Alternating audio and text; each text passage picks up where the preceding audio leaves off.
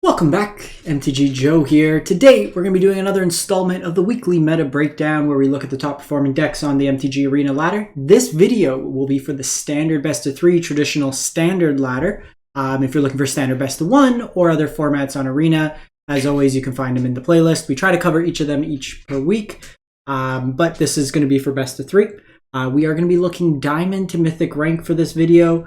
We have 20,000 games tracked from UntappedGG. It's a companion tool that runs alongside your Arena client.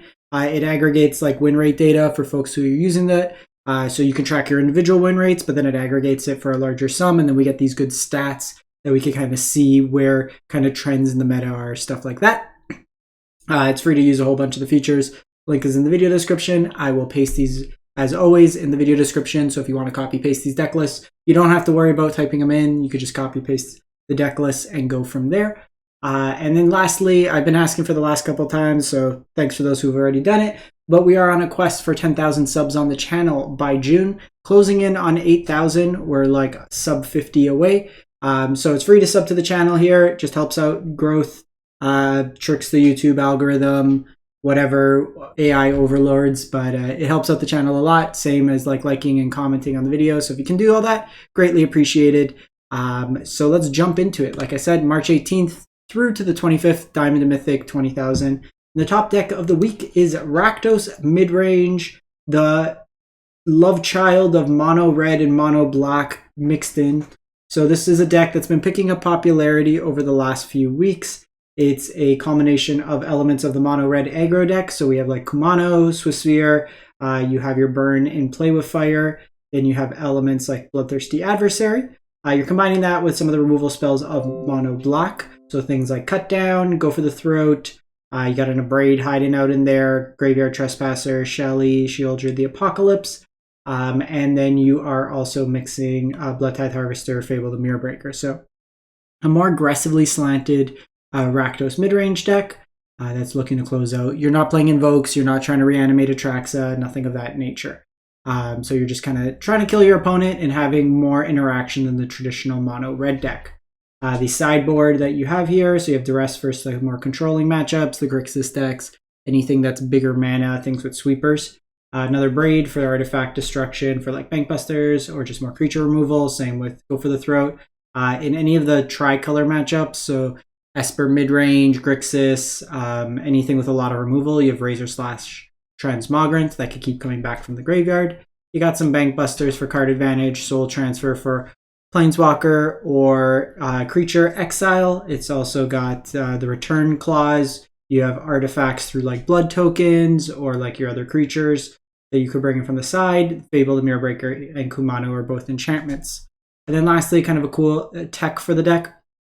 Vampire's Vengeance deals 2 damage to each non-vampire. Every creature in your deck is either a vampire or through prowess or natural 3 toughness can outscale this damage. So kind of a cool addition to have a sweeper for like other aggressive mirrors that doesn't hit your own creatures. Sorry, my dog is right there and she's demanding a pet herd right now this moment. So if you see my hands kind of gesturing, that's why. Next deck of the week is Selesnya Toxic, 61% win rate. So kind of the flex spots in this deck that we've seen change from week to week is the choice of 3 drops. So back on the Annex Sentry main, Charge of Mites has at times been in the main. Sometimes it's replaced the Bloated Contaminator. Other times it's just not been at all. This is another kind of pseudo removal spell based on the number of creatures you control, or it could just make Mites at instant speed. And then this deck is only playing the Tyvar stand, no Soul Partition, nothing of addition. No Tamiyo safekeeping, anything of that nature. I apologize for my dog, but now is the time she wants attention. But you have just a bunch of like toxic threats. They could deal damage, so you can either deal combat damage or kind of jank them out a little with the Venerated Rot Priest. Your sideboard, Destroy Evil for enchantment or big booty kills. Kill your Sheoldreds, anything before toughness. Lantern Flare, you're never going to cleave in this deck, but you're basically just using it for, well, I guess you could technically cleave with the Mirrex for the turn gets you red mana, but for the most part, you're playing this as a 2 mana, deal damage to target creature, Planeswalker, equal to the number of creatures you control. This deck's usually trying to go fairly wide, so it's a way to kind of answer that. Graveyard Hate, Carnivorous Canopy, destroys artifact enchantments or flyers. And then depending on their CMC also lets you proliferate to put more poison counters on, and as well as Wedding Announcement, good against any of the red, black, or like kind of mid-range shells. Just gives you a lot of bodies and an Anthem effect. We then move to Esper mid-range, Esper Legends, 60.3%, so 60% win rate. This is the version the CFB folks were playing a couple weeks back at an RC. And it's got like Skrelv in your 1-drops, a legend package to take advantage of Plaza heroes. So your legends are like Denik, Ludwig, that gets you some value in terms of exile and stuff from the graveyard. Thalia for tax, Adeline, Rafine to kind of loot through your deck, 4 Shieldred on the top end. Wedding Announcement to kind of deal with the Grixis decks, as well as Razor Slash in the main board. Only removal in the main is a couple copies of Go for the Throat. The sideboard, you have cut downs for early aggression, Destroy Evil as mentioned, 4 toughness for enchantments, Disdainful Strokes versus the big mana decks, things like Farewell, any big creatures, the Emperors, Invoke Despair, stuff like that. Go for the Throat is more removal. Lauren for artifact or enchantment, blow up, early kind of go wide strategies, the toxic decks, mono red aggros. You have your Malicious Malfunction and a couple of AOs for the heavy removal decks. That kind of replaces itself, also good into attacking into the Wandering Emperor. We then go to mono white mid-range, 58% win rate. And this is kind of the, not really ramp, but kind of like you find, actually this version is not even playing the 2-drop that fetches the lands, but just kind of like a value deck, a lot of ETB style 2-for-1s. So lay down arms as your removal, 1-drop that kind of scales. Destroy Evil, as mentioned in the main board. Got Cathar Commando to deal with artifacts or enchantments. Card Advantage and Bankbuster, as well as Spirit Companion, some Lorens in the main. Restoration of Ajanjo lets you search for a land and then kind of reanimate some of the smaller stuff. Wedding Announcement, as mentioned. Paragon lets you cast all the permanents here. Wandering Emperor, also a value to just kind of exile stuff. You got a Planeswalker package, some Farewells. This version's actually on the 8 Field of Ruin style effects, so really taking advantage of some of the greedier mana bases. If you look at Esper, they only play 1 basic. Some of the Grixis decks play 3 swamps, but that's pretty much it. So you're just trying to completely obliterate your opponent's mana base with this one. So you sometimes see Ossification in the main as a 4-of, but given this configuration of the mana base, you do have fewer basics. So you see some copies of Ossification in the side. And then you have like Fateful Absence for removal, Skrelv's Hive for like the Rakdos kind of grindier matchups.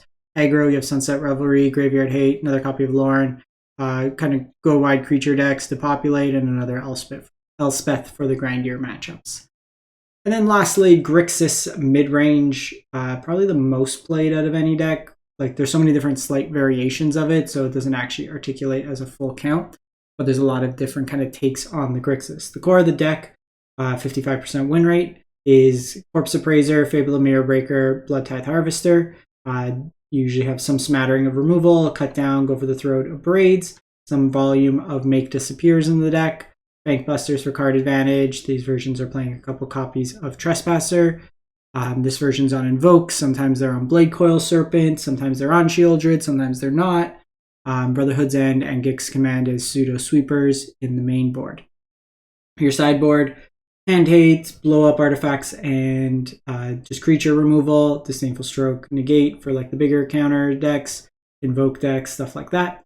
Parasitic Grasp's very good against the more aggressive decks. So even things like Mono Red has a lot of incidental humans, the Soldiers deck, anything like that. Graveyard Hate, more sweepers between the two for the grindier matchups. That's pretty much it for the week.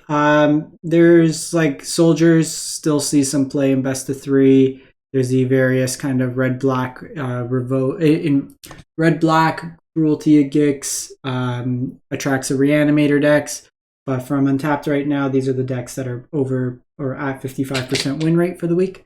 So just kind of covering it from that. As always, if you do enjoy this content, like I said, drop a sub, free, easy, helps out the channel.